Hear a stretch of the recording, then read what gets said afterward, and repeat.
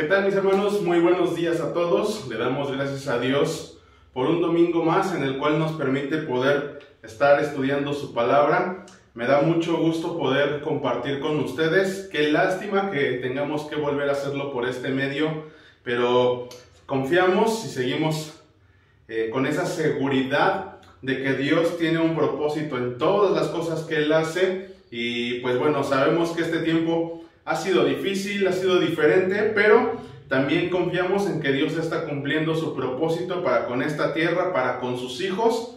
Y pues bueno, hoy nos toca hacerlo de esta manera, pero en nuestras oraciones está que pronto podamos volver a vernos y no en un futuro no muy lejano, primeramente Dios, podamos volver a estrecharnos la mano, darnos un abrazo y qué bendición va a poder ser eso, ¿no? Para que nosotros podamos volver a tener esa comunión, estar siempre ahí en una reunión presencial. No se compara con estarlo haciendo de esta manera, pero confiamos en que Dios tiene todo en su voluntad, en sus manos, y nada se le escapa. Entonces, pues bueno, gracias a Dios porque Él nos permite estar de esta manera. También, incluso gracias a Dios por la tecnología, porque pues esta es la manera en la cual ahora podemos estar transmitiendo pues este mensaje, ¿no? Y bueno, hoy vamos a continuar con esta serie de predicaciones que ha sido bastante hermosa.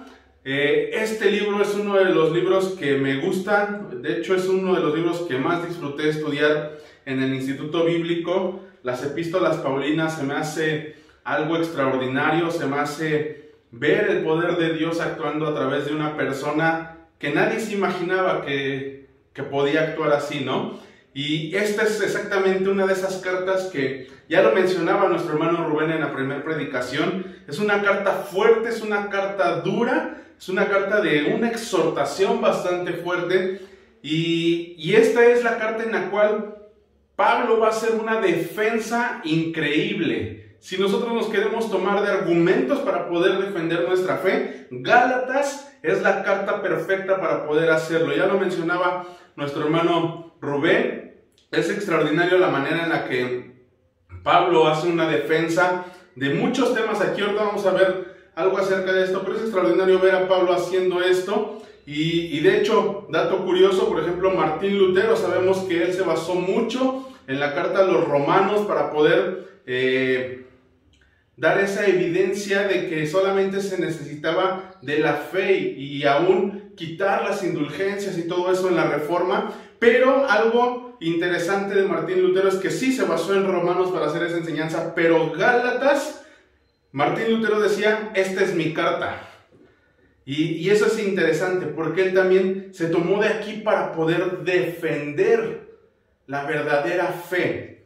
Vamos a ver hoy una porción bíblica del capítulo 2, del 1 al 10. Esto es una continuación de lo que ya hemos venido viendo a partir del versículo 6 del capítulo 1. Vamos a ver que hay una continuación. Vamos a seguir en ese hilo que hemos venido viendo, y es ese hilo del cual Pablo se mantiene, y es una defensa. Él está defendiendo algo. Ahorita nos vamos a meter más en específico a qué, porque de hecho toda la carta se trata de defensa, pero vamos a ver que Pablo está defendiendo no solamente el Evangelio. Ya lo vimos en las predicaciones pasadas que él está haciendo una defensa del verdadero Evangelio, porque ya vimos, y ahorita lo vamos a mencionar otra vez, que aquí habla de que hay un evangelio diferente. Ahorita vamos a aclarar otra vez eso, por si no quedó muy claro a la vez en las predicaciones pasadas. Pero hay algo muy importante en esta carta. Si bien Pablo se está dedicando a defender el evangelio, hay algo en específico del evangelio que él está defendiendo. Hay algo, un punto así en específico del evangelio que él quiere defender. No está mal decir que esta carta se trata de defender el evangelio, pero hay algo más profundo ahí. Hay algo más en específico que Pablo está intentando hacer. Y ese algo es que él está defendiendo la justificación por medio de la fe. Porque si bien está defendiendo el evangelio, sí, pero se está centrando en la justificación por la fe, porque ya vimos que hay un problema. Aquí en la carta de Gálatas están enfrentando un problema, quieren introducir cosas, añadirle cosas al evangelio. Y Pablo dice, no, nosotros solamente somos justificados por medio de la fe. Y para eso Vamos a dar una introducción, un repaso a lo que ya hemos visto, pero vamos a poner este tiempo en manos de Dios para que Él nos guíe a que podamos entender su palabra. Vamos a orar. Dios bendito, te damos muchísimas gracias, Dios, porque tú eres bueno con nosotros. Tú nos has mostrado de tu amor, de tu misericordia, aún en medio de este tiempo difícil. De hecho, en este tiempo ha sido en el que más hemos aprendido a depender de ti y te agradecemos por ello. Pero ahora queremos poner en tus manos, Dios, este tiempo de enseñanza, en el cual te quiero pedir, Dios, que tú abras nuestros corazones, nuestro entendimiento, para que podamos recibir tu palabra de una manera correcta y que podamos aplicarla en nuestras vidas, Dios. Gracias, Padre, porque esta carta nos enseña a realmente poder defender la fe, Dios. Gracias, Padre, por esta porción bíblica. Y te pido por mis hermanos en casa, Dios, para que también tú quites todo distractor, cualquier cosa que pueda estar obstaculizando, Dios, para que podamos estar recibiendo tu palabra, Padre. Nos ponemos en tus manos, queremos ser guiados por tu Santo Espíritu, Dios, en el bendito nombre de nuestro Señor Jesucristo. Amén. Bien, pues como ya te dije, vamos a hacer solamente un pequeño repaso. ¿Por qué quiero hacer este repaso? Porque de acuerdo al tema que yo te voy a dar, necesito que realmente podamos entender algunas cosas que se me hacen muy importantes en el capítulo anterior, solamente para remarcar y añadir algunos datos, porque ya mis hermanos se encargaron de darnos una enseñanza acerca de eso, pero vamos a añadir algunos datos importantes para que podamos estar contextualizados en lo que vamos a ver el día de hoy. Primeramente te quiero dar como un pequeño bosquejo de lo que es, o un bosquejo más bien sintético de lo que es la carta de Gálatas. Vamos a ver que en el capítulo 1, del versículo 1 al versículo 10, hay una introducción que Pablo está haciendo. Hay una introducción, quizá a lo mejor tú dices, bueno, es que nada más me marca del 1 al 5, sí, pero la continuación del 6 al 10 sigue siendo esa introducción.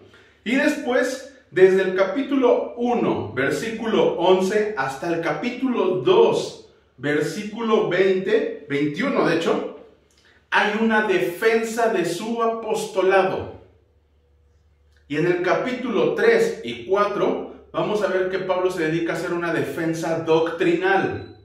Y capítulo 5 y capítulo 6, Pablo va a hacer una defensa de la libertad en Cristo. Ahorita que vayamos a leer nuestro texto del día de hoy, se van a dar cuenta que casi todo esto que acabo de mencionar acerca de la defensa va a aparecer en estos versículos. Pero el propósito de este bosquejo es que tú te puedas contextualizar. Y como ya lo mencioné, debemos entender que esta iglesia estaba enfrentando un problema. Ya lo hemos visto desde la primera predicación. Hay un problema que esta iglesia está enfrentando y que podía afectar de una manera muy drástica y que incluso hasta el día de hoy nos hubiese afectado.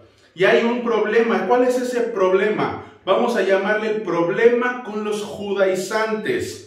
Aquellos que querían introducir sus costumbres y tradiciones judías y añadirlas al evangelio. Ya se encargó la semana pasada nuestro hermano Pepe de hablarnos un poquito de eso.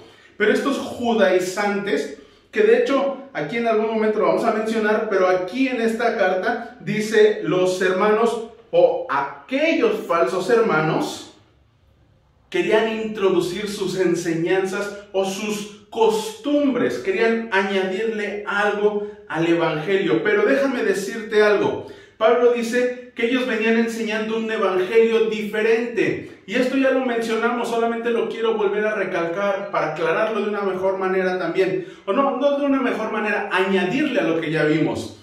La palabra original para evangelio diferente, esa palabra diferente, es hetero. Y esta palabra hetero quiere decir muy parecido al original, pero no es de la misma clase. Hace una semana nuestro hermano Pepe nos daba un ejemplo con una gorra. Y tenemos que conocerla y ver sus detalles para saber qué es original. Lo mismo pasa con el evangelio. Quizá haya cosas que pudieran parecer que están dentro del evangelio, pero hay detallitos que a veces se le agregan que hacen que se pierda su originalidad. Entonces, cuando hay algo adulterado, deja de ser lo original. De hecho, esto es algo muy, muy importante. En el capítulo 1, versículo 7, precisamente habla de que ha sido pervertido el evangelio, que han introducido algo. De hecho, hay una palabra ahí, corromper. Eso es lo que quiere decir pervertir. Han corroído, Ha habido algo que altera su naturaleza, que deja de hacerlo original, ya no es verdadero. Entonces, eso quiere decir que si ese verdadero ha sido adulterado, no es evangelio. Entonces, esto es algo que va a comenzar a introducir. Y de hecho, en este capítulo que vamos a ver el día de hoy, el capítulo anterior, como ya lo vimos en el bosquejo, Pablo está haciendo una defensa de su apostolado. ¿Por qué es importante? Porque la manera en la que él va a hacer una defensa de su apostolado le va a dar credibilidad a que lo que él está predicando es el verdadero evangelio. Por eso es que es tan importante poder entender por qué él habla de evangelio diferente y por qué él quiere hacer una defensa. Y ya lo vimos en el bosquejo, Pablo está haciendo una defensa en estos capítulos, pero algo incluso que va a mencionar él, lo vamos a encontrar en el versículo 1, 11 y 12, 15 y 16 del capítulo 1, y en el capítulo 2, versículo 6, él va a agregar algo ahí muy interesante. Vean, acompáñenme rápido a Gálatas 1:1, dice Pablo, apóstol, y dice entre paréntesis, si puedes subrayar esto que está entre paréntesis, es muy importante, dice, no de hombres ni por hombres, sino por Jesucristo y por Dios el Padre que lo resucitó de los muertos. Aquí vemos algo que va a evidenciar el apostolado de Pablo, porque dice algo, no de hombres ni por hombre. Ojo, aquí hay algo muy importante, cuando él dice no de hombre, quiere decir que no hubo un hombre que intercediera para que le llegara a él ese llamado o esa encomienda de ser apóstol. Y dice, ni de hombre.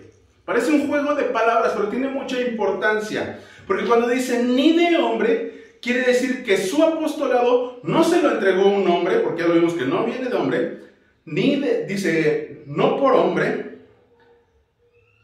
Dice que entonces su apostolado no viene por parte de ningún hombre. Dice, no de hombres, no intercede nadie, ni por hombre. No se lo envía un hombre. Dice, sino por Jesucristo. Jesucristo es el intermediario para hacerle llegar la encomienda de apóstol. Y por Dios el Padre, quiere decir que viene directamente de Dios. No intercedió un hombre, intercedió Jesús. No viene de hombre, viene de Dios. Por esto es algo muy importante. Quiero recalcar algunas cosas. Yo sé que a lo mejor la introducción va a ser un poquito más larga que lo demás, pero es importante para poder contextualizarnos. Y esto que acabamos de ver en el versículo 1, lo va a reforzar en el versículo 11 y 16 del capítulo 1. Dice, mas os hago saber, hermanos, que el evangelio anunciado por mí no es según hombre, pues yo no lo recibí ni lo aprendí de hombre alguno, sino por revelación de Jesucristo. Vuelve a recalcar esa idea del versículo 1, pero ahora agrega un elemento más. Dice, ni lo aprendí de hombre alguno. Quiere decir que no fue un intermediario, ningún hombre, no viene de parte de ningún hombre, ni tampoco lo aprendió de ningún hombre. Y esto es bien interesante. Esto lo vamos a poder corroborar en Hechos 9, que es la historia de su conversión. Pero te voy a dar algún dato muy interesante en todo esto y que va a agregar. Ahí capítulo 1, versículo 15 al 18 dice, pero cuando agradó a Dios, que me apartó desde el vientre de mi madre y me llamó por su gracia, revelar a su Hijo en mí, para que yo le predicase entre los gentiles. No consulté enseguida con carne y sangre, ni subí a Jerusalén a los que eran apóstoles antes que yo, sino que fui a Arabia y volví de nuevo a Damasco. Después, pasados 3 años, subí a Jerusalén para ver a Pedro y permanecí con él 15 días. Aquí hace como un resumen muy breve de qué es lo que pasó después de su conversión. Nos dice que él fue apartado por Dios, hace referencia a su llamado, y dice que para revelar a su Hijo una encomienda de que él predicara a los gentiles, y dice, no consulté enseguida con carne y sangre. Ojo, aquí hay algo bien importante, y te quiero dar que recordemos un poquito cuáles son los 3 requisitos para ser apóstol, porque obviamente para que él pudiera ser apóstol tenía que cubrir estos 3 requisitos. Primer requisito, tenían que ser testigos oculares de la resurrección de Cristo. Y Pablo lo fue. ¿Recuerdas qué pasó allá en Hechos 9 cuando él recibe a Cristo? Se le aparece Jesús. Y eso ya fue después de su muerte, obviamente resucitado. Él fue testigo ocular de Jesús resucitado. Segundo punto es que ellos tenían que ser encomendados por Cristo como apóstoles. Cristo mismo lo encomendó ahí y le dijo: tengo un propósito para ti, te he apartado. Cristo lo encomienda. Y ahora, tercer punto, haber convivido con Cristo. Y aquí es donde muchas veces se llegó a cuestionar el apostolado de Pablo, porque decían: pero él no convivió directamente con Cristo. Los apóstoles sí. Los apóstoles sí fueron, ellos convivieron durante un tiempo con Jesús y Jesús les enseñaba directamente. Por esto va a recalcar la idea de que ni aprendió de un hombre. Vean, quiero que vayamos ahí al versículo 18 y dice: después, pasados de 3 años, esto es interesante. Quiero que tú te respondas a esta pregunta ahí. ¿Cuántos años pasaron los apóstoles o los discípulos con Jesús, aprendiendo con él día tras día? Jesús comienza su ministerio a los 30 años y obviamente por evidencias históricas a los 33 años le crucifican. 3 años de ministerio, 3 años en los que los apóstoles aprendían todos los días del Señor Jesucristo. Y aquí dice que él recibe a Cristo, en lo que acabamos de leer en los versículos 15 al 18, dice que él recibe a Cristo, bueno, se le aparece, es encomendado y dice: lo primero que hice, no fui a consultar a carne ni sangre, no fui a buscar a un hombre que me dijera qué tengo que hacer, simplemente seguí las instrucciones de Jesús, porque le dice que vaya y que buscara a una persona, pero dice que él ya después de todo esto, cuando realmente se le quitan las escamas de los ojos y él recibe el llamado de Dios, dice que él se va. Él no busca carne ni sangre. Es más, no busca ni a los apóstoles, sino que se va a un tiempo en privado. ¿Y cuánto tiempo estuvo en privado? 3 años. No quiero ser dogmático en esto y decir que así es, pero quizá en estos 3 años Jesús personalmente trató con Pablo. Entonces eso cubre el tercer requisito: haber convivido con Cristo. 3 años con los discípulos, con los apóstoles, pero también 3 años con Pablo. Dato interesante. Ahora, vamos un poquito a dejar ya esto. Esto solamente era como introducirnos para poder entender por qué Pablo quiere hacer esto y cómo se está colocando él como apóstol. Esto es muy importante que lo podamos tener en mente. Pero ahora sí vamos a leer Gálatas 2, del 1 al 10. Dice: después, pasados 14 años, subí otra vez a Jerusalén con Bernabé, ya llevando también conmigo a Tito. Pero subí según una revelación, y para no correr o haber corrido en vano, expuse en privado a los que tenían cierta reputación el evangelio que predico entre los gentiles. Mas ni aun Tito, que estaba conmigo, con todo y ser griego, fue obligado a circuncidarse. Y esto a pesar de que los falsos maestros introducidos a escondidas, que entraban para espiar nuestra libertad que tenemos en Cristo Jesús, para reducirnos a esclavitud, a los cuales ni por un momento accedimos a someternos, para que la verdad del evangelio permaneciese en vosotros.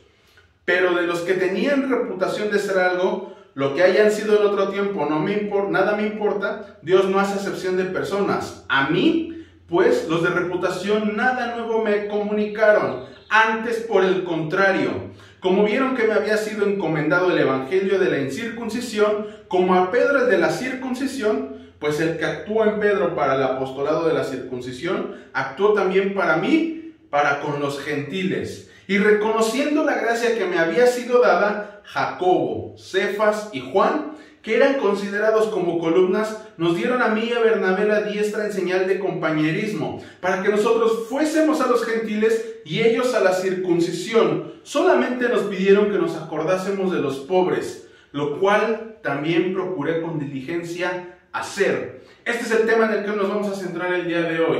Ya te dije que en el bosquejo vemos que esta parte todavía del capítulo 2 sigue siendo parte de su defensa como apostolado. Pero, ojo, si te gusta hacer las anotaciones a tu Biblia, quizá puedas hacer esto. Aquí, a partir del capítulo 2, no solamente va a ser una defensa, o sea, ese es el objetivo principal, hacer una defensa de su apostolado, pero a la vez comienza a hacer una introducción a los siguientes dos temas, que es la defensa doctrinal y la defensa de la libertad en Cristo. Entonces, se va a centrar en defender su apostolado, pero va a comenzar a introducirse en la doctrina y en la libertad. Así que aquí vamos a irnos ahora sí deteniendo en algunos versículos. Versículos 1 y 2. Después, pasados 14 años, subí otra vez a Jerusalén con Bernabé, llevando también conmigo a Tito. Pero subí según una revelación. Y para no correr o haber corrido en vano, expuse en privado a los que tenían cierta reputación el evangelio que predico entre los gentiles. Y aquí quiero dar otro dato importante. Los Gálatas, o la carta de Gálatas, tiene un paralelo. Y este paralelo lo vamos a encontrar en Hechos desde el capítulo 13 hasta el capítulo 18, porque se tratan todos estos temas que estamos viendo aquí. De hecho, muy en específico, nos vamos a ver de repente en capítulo 15, que es algo que se trata justamente ahí en la carta, en el libro de Hechos, sobre lo que estamos viendo aquí en Gálatas. Entonces, dato interesante es que hay un paralelo. ¿Cómo podemos darle veracidad a todas las cosas que encontramos de Dios? Obviamente comparándolas con la historia. Hechos nos habla de historia y aquí Gálatas nos va a hablar en específico. Entonces, aquí encontramos algo interesante y que quizá ha sido cuestionado en algunas, pues sí, por comentaristas, por muchas personas, y esa es la primera frase que dice pasados 14 años. Después dice así, después, pasados 14 años. Y aquí muchos de los teólogos se preguntan, ese después 14 años, ¿a qué se refiere? ¿Después de qué? Porque anteriormente vimos que dice después pasados 3 años, y luego después fuimos a las regiones de Siria, y aquí dice otra vez, después pasados 14 años. Y no me voy a meter en esa discusión porque no es el tema, pero sí es importante saberlo. Pero hay dos posibilidades. Una es que esos 14 años se refiere a 14 años después de esto, los 3 años que estuvo en Arabia, o después de 14 años de su conversión. Y eso obviamente nos colocaría en una línea de tiempo en diferentes años, una diferencia de 3 años. Y esto incluso nos daría pie a darle una fecha más exacta de escritura, pero yo te quiero animar a que quizá tú puedas estarlo estudiando, tú llegues a una conclusión, eso es bastante interesante, y que puedas asociar qué es lo que relata Hechos, qué es lo que relata Gálatas, y vas a caer a donde realmente fue escrita. De hecho, en algún momento vamos a mencionar algunas cosas aquí que van a ser muy importantes. Entonces, bueno, dejando de lado de los 14 años, vemos en el versículo 2 que subió a Jerusalén.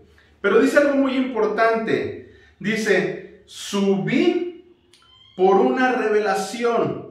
Y dice algo bien importante aquí. Y para no correr o haber corrido en vano, expuse en privado a los que tenían cierta reputación el evangelio que predico entre los gentiles. En Pablo existía un cierto temor. Y ojo con esto, porque el temor de Pablo no quiere decir que él tuviera miedo de que estuviera predicando algo falso, porque no, él tenía una seguridad de que lo que él estaba anunciando era el verdadero evangelio, porque era el evangelio que Cristo le había encomendado. De hecho, ahorita lo vamos a ver, pero allí en los versículos 7 y 8 del capítulo 1, dice que si incluso él anunciara cosa diferente, o otros anunciaran cosa diferente, sea anatema, sea maldito. Entonces él estaba seguro de que él predicaba la verdad. Entonces, ¿temor a qué tenía? En realidad él tenía temor a que los líderes o los apóstoles tuvieran ese mismo sentir que él, que ellos realmente pudieran ver que el evangelio se trataba de llevarlo a todas las personas. De hecho, te lo voy a leer, este versículo 2 del capítulo 2, en otra versión, NTV, que aclara muy bien esta idea y está lindísimo. Dice, fui a Jerusalén porque Dios me reveló que debía hacerlo. Durante mi tiempo ahí, me reuní en privado con los que eran reconocidos como los dirigentes de la iglesia y les presenté el mensaje que predico a los gentiles. Quería asegurarme de que estábamos de acuerdo, porque temía que todos mis esfuerzos hubieran sido inútiles y que estaba corriendo la carrera en vano. Entonces, su temor realmente era: quiero que ellos estén de acuerdo conmigo, porque si no están de acuerdo conmigo, entonces todo el trabajo que estoy haciendo está siendo en vano. Y entonces él va y hace esto. Ojo, entonces estamos defendiendo o estamos viendo su defensa de apostolado. ¿Por qué menciona esto para defender su apostolado? Aquí hay cosas muy interesantes para poder saber que él defendía su apostolado. Cuando dice primeramente que él fue a Jerusalén según una revelación, esto nos habla de comunión con Dios. Él tenía comunión con Dios. Dios le revelaba qué era lo que tenía que hacer. Entonces, como ya lo vimos, fue encomendado por Dios. Y Dios le decía: ve y haz esto. Esto nos da evidencia de que él era encomendado por Dios. Pero también dice que fui y se reunió en privado con los que tenían cierta reputación. Esto de cierta reputación lo vamos a poner como líderes. Pueden ser ancianos, apóstoles, pero líderes de la iglesia. Y él hace y convoca más bien a una reunión en privado. Ojo con esto. Dato interesante esto, porque es bien interesante realmente ponerle atención a estos detallitos. Solamente alguien con cierta autoridad podía llegar y decirle a las autoridades: quiero hablar con ustedes en privado. Y que esas autoridades dijeran: vamos a hablar. Si esas autoridades no lo veían a él como autoridad, no podía hacer eso. Él tenía ese apostolado o esa autoridad como apóstol, no solamente por Dios, sino ya también se lo reconocen los hombres, y al final lo vamos a ver. Pero esto es una evidencia de que él defiende su apostolado. Él tenía comunión con Dios, él tenía autoridad dentro de la iglesia, por eso podía convocar. Y si tú lees Hechos 15, ahí vas a encontrar quiénes son esas autoridades, porque en algún momento las menciona ahí. Ahora, vamos a pasar al siguiente punto. Vamos a ver que también hay una defensa. Perdón, no mencioné cuál era el punto número 1. Es: refuerza su autoridad ante una necesidad. Pero ahora, como punto 2, vamos a ver que él hace una defensa del evangelio verdadero, que ya lo dije que en realidad es justificación por medio de la fe. Y vamos a leer versículos del 4 al 6 del capítulo 2. Dice: mas ni aun Tito, que estaba conmigo, con todo y ser griego, fue obligado a circuncidarse. Y esto a pesar de los falsos maestros introducidos a escondidas, que entraban para espiar nuestra libertad que tenemos en Cristo Jesús, para reducirnos a esclavitud, a los cuales ni por un momento accedimos a someternos, para que la verdad del evangelio permaneciese con vosotros. Pero los que tenían reputación de ser algo, lo que hayan sido en otro tiempo, nada me importa. Dios no hace acepción de personas, pues a mí, los de reputación, nada nuevo me comunicaron. Vamos a ver cómo comienza a introducirse en esa defensa doctrinal. No solamente está defendiendo su apostolado, ahora quiere comenzar a hacer una defensa de la doctrina, de una sana doctrina. Y nos pone un caso muy relevante, un personaje que va a ser muy relevante en esta historia, o en este relato más bien. Y pone a Tito. Recordemos el problema que estaban enfrentando en esta iglesia. Y ese problema era judíos queriendo introducir costumbres y tradiciones judías al evangelio. Y Tito es alguien muy importante aquí, porque Tito era el tema central. Los judíos decían: se tiene que circuncidar, porque aquí dicen que él era griego. Y los judíos decían: tienen que circuncidarse. ¿Y cómo te puedo asegurar que ellos decían esto? Acompáñame a Hechos 15, capítulo 15, versículo 1. Ahí es donde empieza esta problemática. Y dice: entonces algunos que venían de Judea enseñaban a los hermanos: si no os circuncidáis conforme al rito de Moisés, no podéis ser salvos. ¿Vieron? Esos judaizantes de los que nos habla Gálatas, que si tú lees Hechos 13, 14, 15, 16, 17, 18, te vas a dar cuenta que ya existía este problema y Pablo se da cuenta de este problema. Y entonces él dice que estando, de hecho lo vamos a ver en algún momento, pero él estando en la región de Listra, Iconio y Antioquía, vienen estos hermanos y dicen, tienen que hacer esto y esto. ¿Vieron? Listra, Iconio, Derbe, regiones de Galacia. Entonces vean cómo todo nos apunta incluso la historia a una fecha más exacta. Pero entonces vemos que estos judíos comienzan a introducir esta idea de que los creyentes tenían que circuncidarse, agregarle cosas al evangelio. Ya lo vimos en una predicación pasada, pero el capítulo 15 de Hechos va a ser muy relevante para que tú también puedas entender todo lo que está tratando Gálatas. Vemos que Gálatas menciona a los hombres como falsos maestros, y aquí en Hechos dice, estaban enseñando a los hermanos, algunos que venían de Judea son exactamente esos falsos maestros o falsos hermanos que querían agregar esa costumbre judía. Y como ya lo vimos, no necesitamos agregar nada al evangelio para ser salvos. Lo único que tú y yo necesitamos y que todo el mundo necesita es ser justificado por medio de la fe, es creer en Jesucristo como su Salvador, y no se necesita nada más. Es lo único que se necesita, no se necesita de ritos, nada de eso. Entonces, Pablo está diciendo que no se puede añadir nada al evangelio. Te lo mencioné hace ratito, pero Gálatas 1, 8 y 9 dice, mas ni aun nosotros, añadiéndose Pablo mismo, o un ángel del cielo, mas si aún nosotros, o un ángel del cielo, os anunciare otro evangelio diferente al que os hemos anunciado, sea anatema, sea maldito. Como antes hemos dicho, también ahora lo repito.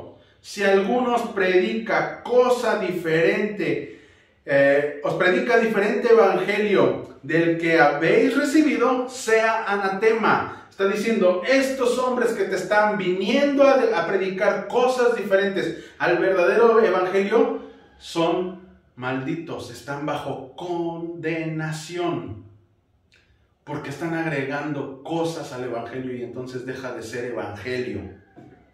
Estas personas estaban pervirtiendo el evangelio y en específico querían que, si llegó a Tito para decir eso, es porque estaban atacando a Tito para que él se circuncidara. Y de esta manera podemos ver que Pablo está defendiendo la libertad que tenemos en Cristo. Ya vieron, no solamente defiende la doctrina, sino también defiende la libertad. Ahora, ojo con todo esto porque ya lo leímos. Que tenemos cierta libertad ahí en el versículo 4, nuestra libertad que tenemos en Cristo. Pero ojo con esto, la libertad en Cristo no la podemos confundir con el libertinaje. Ojo, aquí estos falsos maestros o estos falsos hermanos estaban queriendo introducir costumbres, tradiciones con un propósito. De hecho el mismo versículo nos lo dice, el versículo 4, para reducirnos a esclavitud. ¿A cuál esclavitud? A la esclavitud de las costumbres, de las leyes. Ellos querían hacer eso. Ese es el propósito de estas personas que quieren añadir, quieren reducirte a esclavitud. Pero Pablo dice, no nos sometamos porque nosotros somos libres en Cristo. Y como te dije, la libertad no se debe de confundir con el libertinaje, porque aún la libertad que tenemos en Cristo tiene un límite. Lo he mencionado anteriormente. Pero ¿cuál es ese límite para la libertad que tú y yo tenemos en Cristo? El límite de esa libertad es el amor. El amor a tus hermanos, bueno, primeramente a Dios. El amor a tus hermanos, el amor a tu familia, el amor a ti mismo. Eso es lo que va a limitar tu libertad.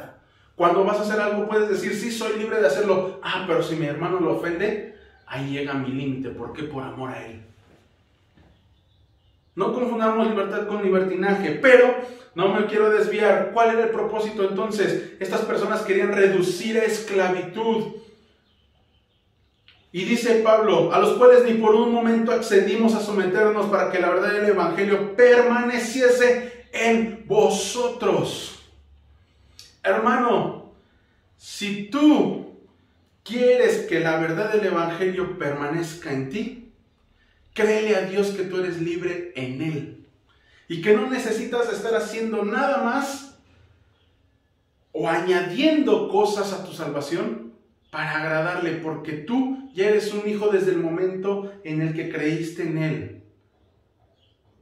Esto es algo muy, muy importante. No te sometas a lo que te esclaviza. De esta manera permanecerá en ti el Evangelio. Recuerda que ya dijimos que esto tiene un paralelo en Hechos. Esto de que la verdad permaneciese con vosotros, o la verdad del Evangelio permaneciese con vosotros, es algo que ya Pablo había dicho en algún momento anteriormente. Te dije que ahí está el paralelo de Hechos. Vamos a Hechos 14, 21 y 22. Pablo, en una situación donde ya había pasado algunas cosas, había estado en Iconio, fue a Listra, lo apedrearon, fue a Derbe, y después dice esto: y después de anunciar el Evangelio a aquella ciudad y de hacer muchos discípulos, volvieron a Listra, Iconio y Antioquía. ¿Vieron? Ya te dije otra vez esos tres lugares de la región de Galacia. Versículo 22 dice: confirmando los ánimos de los discípulos, exhortándoles a que permaneciesen en la fe y diciéndoles que es necesario que a través de muchas tribulaciones entremos en el reino de Dios. Pablo, en este punto de Hechos, ya se había dado cuenta de que había algo que estaba queriendo adulterar el Evangelio. Y él anima a estos hermanos diciéndoles: permanezcan firmes en la fe, no en costumbres, no en tradiciones, en la fe. Porque esa verdadera fe es a lo cual se refiere en Gálatas 2:5 como la verdad del Evangelio, la verdad de la justificación por la fe. Y es lo mismo a lo que nos anima a ti y a mí esta carta, a que tú y yo podamos estar firmes en la fe. Permanezcamos en ella. Van a venir cosas, tribulaciones, sí, pero permanezcamos firmes en ella. Incluso va a haber quien nos haga dudar, que nos diga: tienes que hacer esto, tienes que hacer aquello. No, porque déjame decirte algo: en el momento en el que tú digas tengo que hacer esto porque la ley de Dios dice que lo tengo que hacer, entonces tú te condenas solo, porque quieres cumplir con la ley, cumple con toda la ley. Pero déjame decirte algo: no hay quien cumpla la ley por completo. No te reduzcas a esclavitud. Permanece firme en la fe, en la libertad que Cristo te ha dado. Y bueno, ahora vamos por último al tercer punto: defensa de su reconocimiento.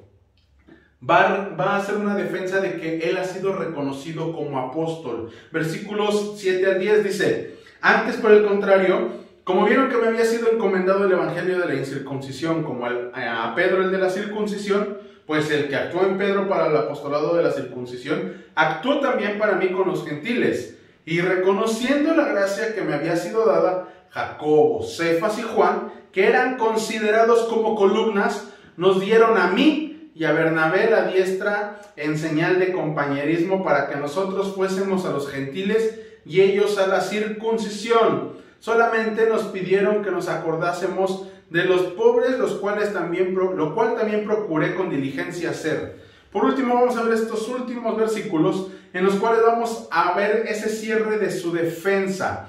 Pero vean, en los primeros dos versículos que acabamos de leer, 7 y 8, vamos a encontrar otra característica del Evangelio. Ojo con lo que estoy diciendo, porque se puede llegar a confundir. Yo estoy diciendo que vamos a ver una característica del Evangelio. ¿De cuál? Del verdadero. Yo no le estoy agregando. No le vamos a agregar nada, sino simplemente vamos a ver que hay una característica en el Evangelio. Vean, dice: antes, por el contrario, como vieron que me había sido encomendado el evangelio de la incircuncisión, como a Pedro el de la circuncisión. Esto quiere decir que a Pedro se le encomienda la circuncisión, quiere decir judíos.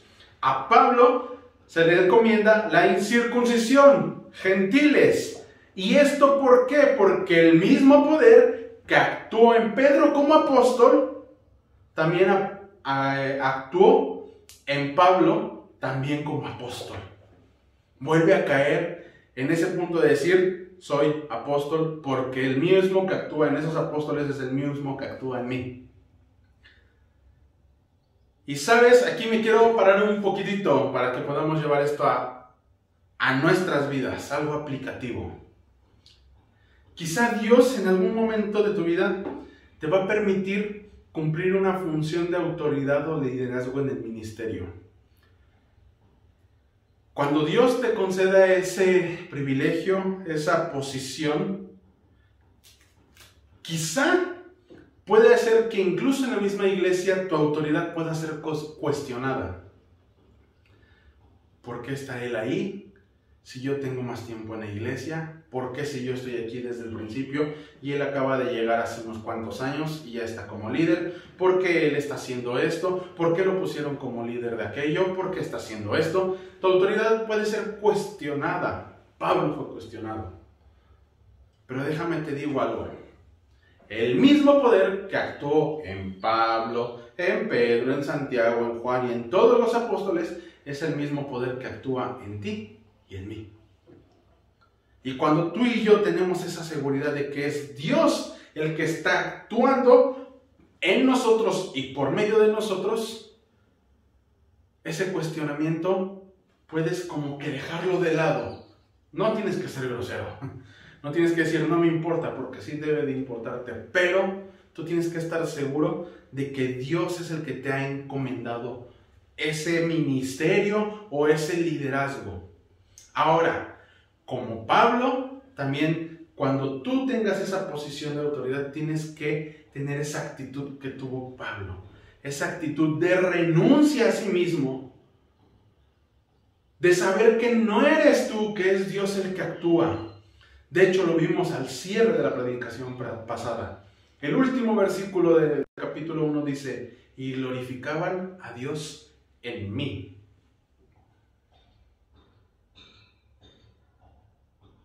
Cuando tú entiendes que Dios es el que actúa en ti, todo lo que tú hagas va a ser para glorificarle.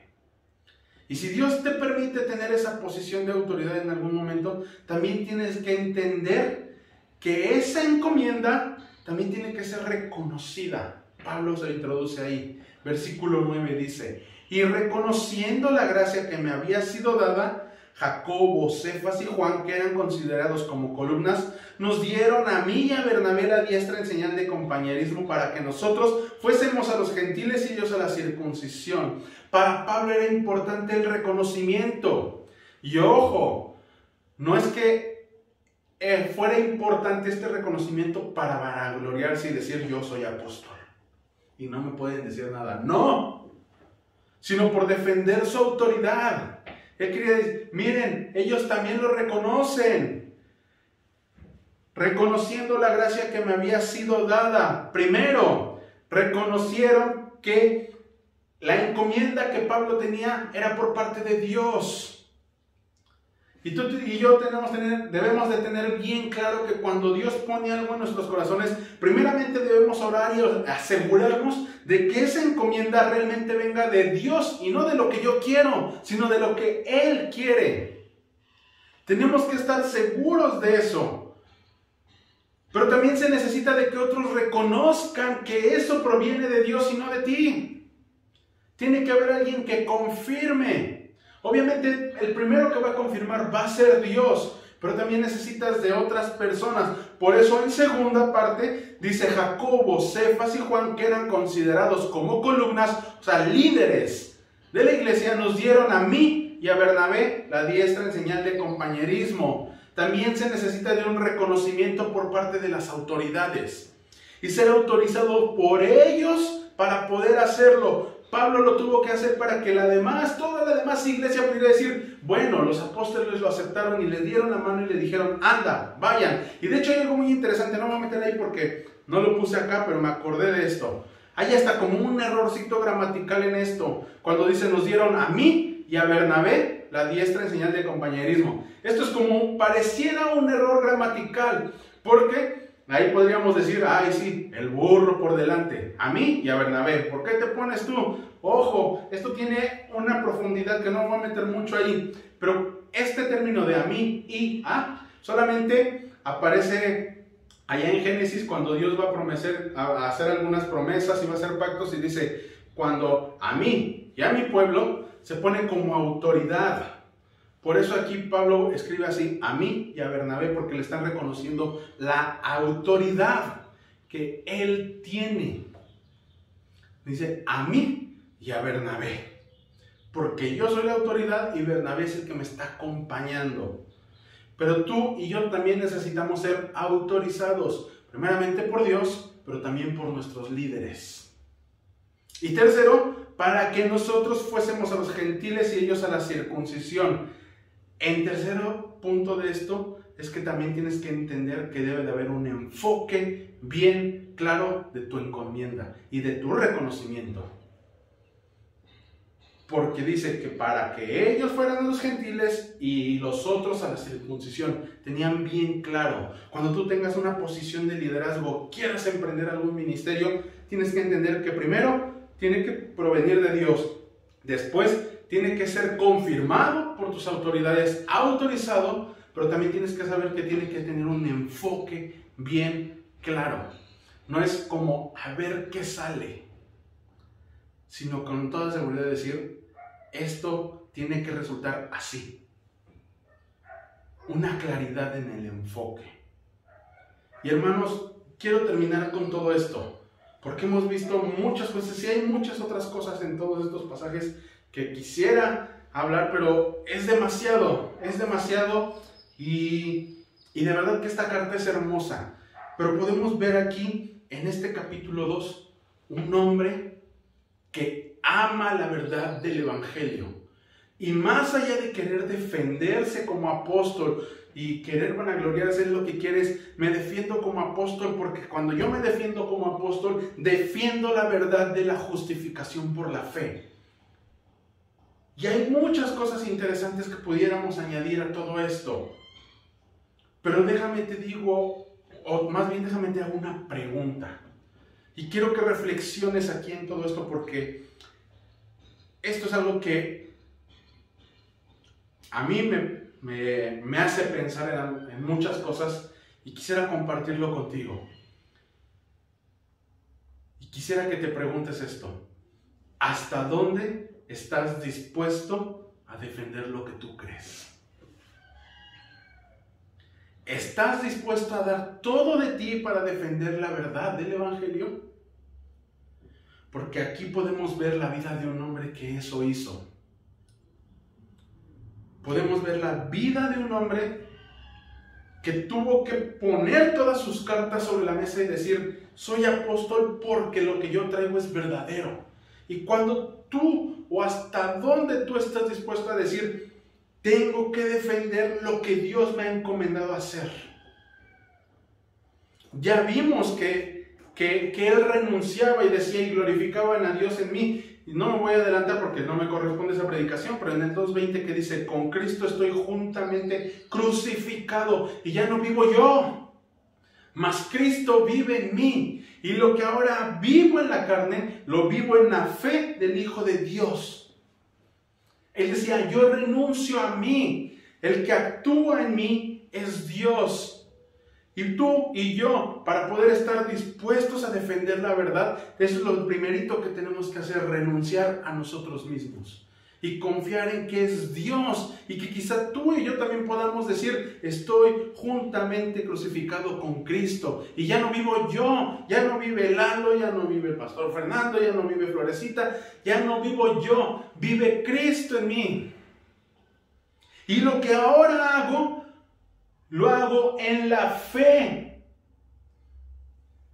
No en lo que yo quiero, no en lo que yo creo, sino en lo que Dios me ha mandado a hacer, en lo que Él me ha pedido que yo crea. ¿Te has puesto a pensar en esto?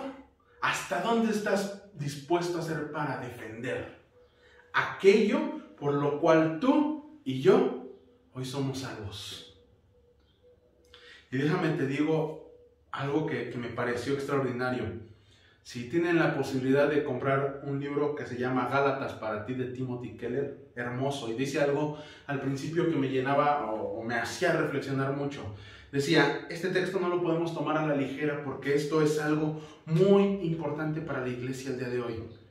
Si Pablo no hubiese defendido la justificación de la fe como él lo está haciendo en esta carta, quizá tú y yo no podríamos haber tenido el acceso a la salvación. Obviamente Dios es soberano y Él iba a buscar la manera, pero utilizó un hombre llamado Pablo. Y no solamente él, hay muchos más.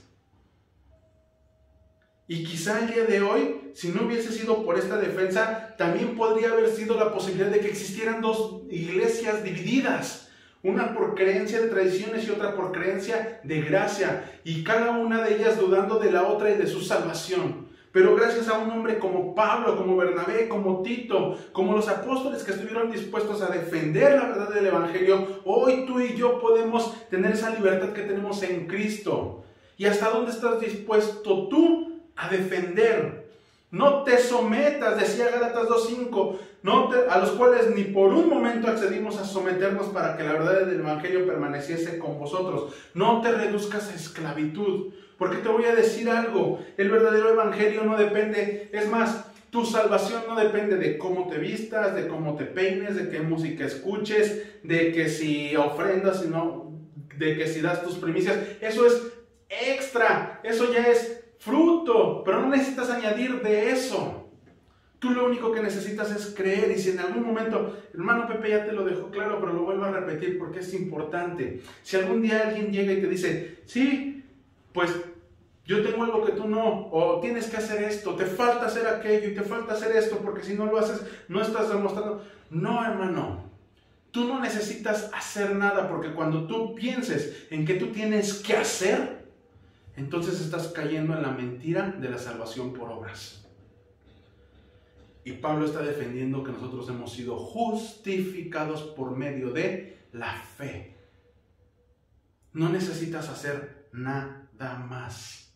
Me encanta esta carta y te animo a que realmente ames estudiar la palabra de Dios, porque en serio que en esta carta y en todas las demás escrituras de la Biblia vas a encontrar cosas preciosas. Pero aquí vamos a ver una defensa y que te haga reflexionar, o espero que te haga reflexionar en cómo defiendes tu fe. Un comentarista llamado Hendrickson decía que Gálatas es la declaración de independencia cristiana. Qué interesante, ¿no? Porque nos habla de libertad. Y la libertad, ¿por medio de quién la podemos tener? Hermano, solamente quiero terminar diciéndote que tú eres libre en Cristo. Que el Evangelio de Cristo permanece en ti si tú crees en esta verdad. Si tú crees que lo único que tú necesitas para ser hijo de Dios es poner tu fe en Él, tú eres libre. Tú eres su hijo y esa verdad del Evangelio permanece en ti. Y quizá como Pablo me gustaría animarte diciéndote que permanezcas en la fe y defiendas tu fe. Pablo defendió su apostolado, pero el propósito era que a través de esa defensa él pudiera defender la fe. Tú defiende lo que tú crees, pero no porque tú quedes bien. Defiende lo que tú crees porque tú vas a demostrar la verdad del Evangelio. Con eso quiero terminar, mi hermano. Vamos a orar. Bendito Dios, te damos muchas gracias porque tú eres bueno. Gracias porque en tu misericordia y en tu verdad podemos entender que tú nos has justificado por medio de la fe en Cristo Jesús. Gracias, Padre, porque hoy podemos entender que somos libres en Cristo por medio de esa justificación y que no necesitamos añadir nada más a esa justificación, no necesitamos añadir nada más a la fe para poder ser salvos, Dios. Gracias por esa libertad que tú nos has dado, pero también ayúdanos a que esa libertad no la malinterpretemos, sino que realmente podamos vivir como es digno de un hijo tuyo, Dios. Gracias, Padre, por esta porción, gracias por la vida de estos hombres que estuvieron dispuestos a defender tu verdad. Te pedimos que tú coloques en nosotros, en nuestro corazón, ese deseo ferviente de defender tu verdad, Dios. Gracias, Padre, porque tú nos has mostrado a través de tu palabra cuál es la verdad, y esa es la verdad que debemos creer y defender. Gracias, Padre, nos ponemos en tus manos, en el bendito nombre de nuestro Señor Jesucristo. Amén. Pues bien, mis hermanos, muchísimas gracias por estar con nosotros en esta transmisión. Y pues bueno, vamos a dejar un tiempo para un canto y ahorita comentamos acerca de las ofrendas.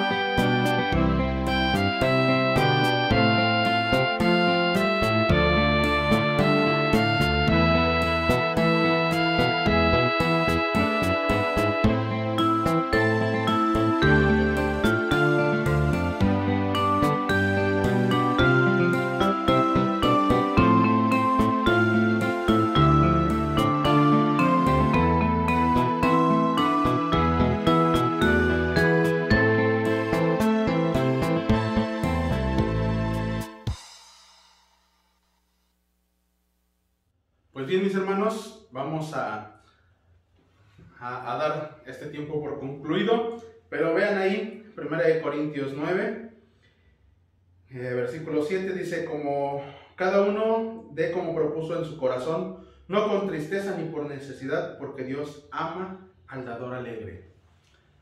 La semana pasada, antepasada, el pastor nos hablaba acerca de las ofrendas y me encantaba lo que decía, pero también me hacía pensar en cómo había iglesias que nos describen la Biblia que tenían ese deseo de ser partícipes de esto, de poder ofrendar, de poder apoyar a la obra de Dios. Y creo que debemos de reflexionar en que el ofrendar a Dios es un privilegio que Él nos da. Y muchos hermanos en la iglesia primitiva anhelaban poder hacerlo. Y hoy tú y yo creo que tenemos la posibilidad de poder hacerlo. Y da como lo propusiste en tu corazón. No por necesidad, no con tristeza, sino con alegría. Porque eso es lo que ama a Dios, nuestro corazón alegre. Entonces vamos a orar por las ofrendas, mis hermanos. Dios bendito, te agradecemos por este tiempo que nos has dado con tu palabra. Pero también te queremos agradecer por las ofrendas, porque sabemos que esto es el medio por el cual podemos hacer crecer también tu obra, el cual también podemos apoyar a siervos tuyos, Dios. Queremos ponerlo en tus manos, pedirte que tú ayudes a nuestros administradores, a que ellos puedan ser diligentes en la administración de ese recurso, Dios, y que a través de ello podamos hacer crecer más tu iglesia, Dios. Gracias y danos ese corazón alegre para poderlo estar haciendo, Dios. Te lo pedimos en Cristo Jesús. Amén. Bueno, y solamente por último, mis hermanos, ya también los estuvimos animando desde la semana pasada. Ya comenzamos con la reunión de jóvenes menores, la reunión de adolescentes entre 12 y 17 años. Los queremos animar a que animen a sus hijos, a sus sobrinos, a algún conocido, a que se pueda conectar con nosotros. Estamos teniendo los sábados a la 1 de la tarde. Ahí Nidia, Jordán, Raúl y Anani están haciéndose cargo de este ministerio, y doy gracias a Dios por sus vidas, porque tienen esa disposición de querer agradar a Dios. Pero animen también a sus chicos. Está siendo un tiempo lindo, está siendo un tiempo edificante, y de verdad que la van a pasar bien sus hijos. Anímenlos todos los sábados a la 1 de la tarde. Por ahí va a aparecer el videito donde va a aparecer el código de acceso o la liga para entrar a Zoom. Pero si no tienen cómo acceder o no alcanzan a apuntarlo, pueden comunicarse conmigo o con cualquiera de las autoridades para poder estarles compartiendo la entrada, la liga de la entrada para poder estar accediendo a Zoom. Así que bueno, mis hermanos, también les animo. Bueno, las ofrendas ya hablamos, tanto Jutepec como Cuautla saben a qué cuenta pueden depositar, y pues estamos despedidos, mis hermanos. Muchas gracias, que Dios les bendiga y espero verles muy pronto.